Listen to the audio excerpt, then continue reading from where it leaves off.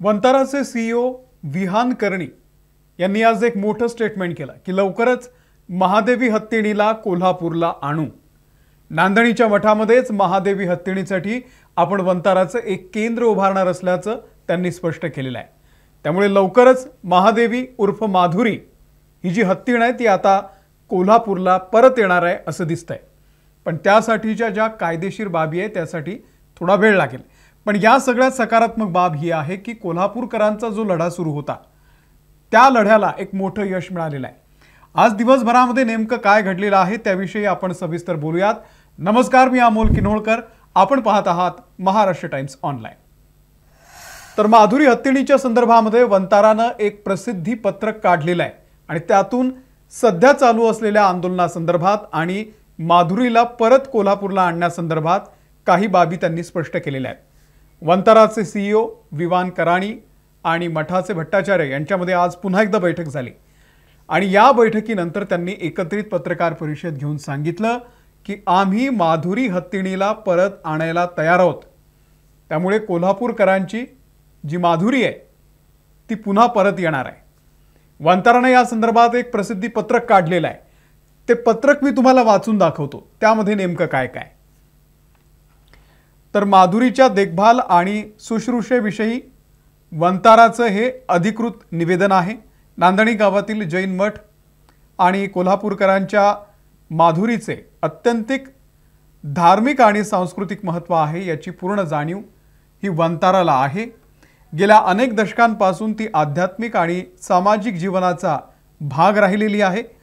माधुरी कोल्हापूरमध्येच राहावी अशी इच्छा आणि आपुलकी व्यक्त करणाऱ्या भक्त, मठाचे नेते आणि लोकांच्या भावनांची पूर्ण जाणीव आणि आम्ही त्याची कदर करतो असं वंतारानं म्हटलंय। पुढे काय म्हणतंय, यातील वंताराचा सहभाग माननीय सर्वोच्च न्यायालय आणि माननीय उच्च न्यायालय यांनी दिलेल्या बंधनकारक निर्देशांनुसार काटेकोर काम करण्यापुरता मर्यादित आहे। माधुरीला हलवण्याचा निर्णय न्यायालयानं त्याच्या अधिकारामध्ये घेतला होता।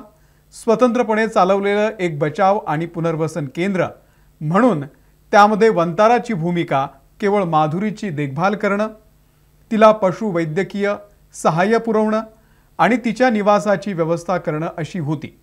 वंतारानं कोणत्याही टप्प्यावरती माधुरीचे स्थलांतर करण्याची शिफारस केली नाही किंवा तिचे स्थलांतर सुरू केले नाही।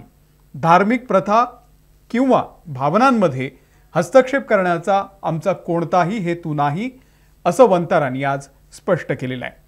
कायदेशीर वर्तन, प्राण्यांची जबाबदारीनं काळजी घेणं आणि सामुदायिक सहकार्य यासाठी आम्ही वचनबद्ध आहोत। त्यानुसार माधुरीला कोल्हापूरला परत आणण्यासाठी मठ आणि महाराष्ट्र सरकार यांनी माननीय सर्वोच्च न्यायालयाच्या समोर केलेल्या कायदेशीर जो अर्ज आहे त्याला वंतारा पूर्ण पाठिंबा देईल। न्यायालयाच्या मान्यतेनुसार वंतारा तिच्या सुरक्षित आणि सन्मान्य परतीसाठी संपूर्ण तांत्रिक आणि पशुवैद्यकीय सहाय्य प्रदान करेल।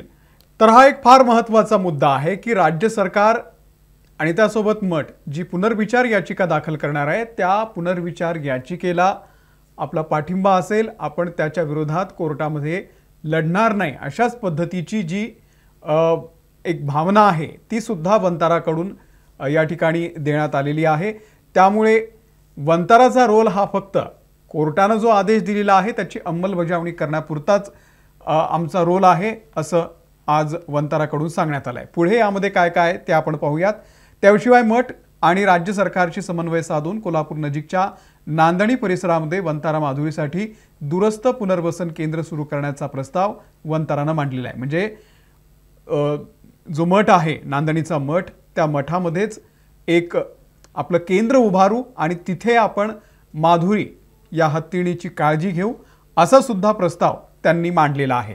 न्यायालय आणि परमपूज्य स्वस्तिश्री जिनसेन भट्टाचार्य महास्वामीजी यांनी मान्य केल्यास मठ आणि राज्य सरकारशी समन्वय साधून कोल्हापूर नजीकच्या नांदणी परिसरामध्ये वंतारा माधुरीसाठी पुनर्वसन केंद्र सुरू करेल।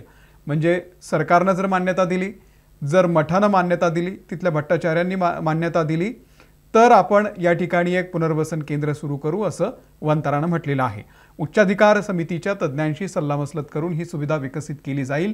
हे केंद्र प्राणी कल्याण मार्गदर्शन तत्वानुसार आणि हत्तींच्या देखभाल आणि शुश्रूषेसाठीच्या सर्वोत्तम आंतरराष्ट्रीय पद्धतीनुसार असेल। सर्व प्रकारच्या फॅसिलिटीज त्या ठिकाणी असतील असं सुद्धा वंतारांनी सांगितलेलं आहे।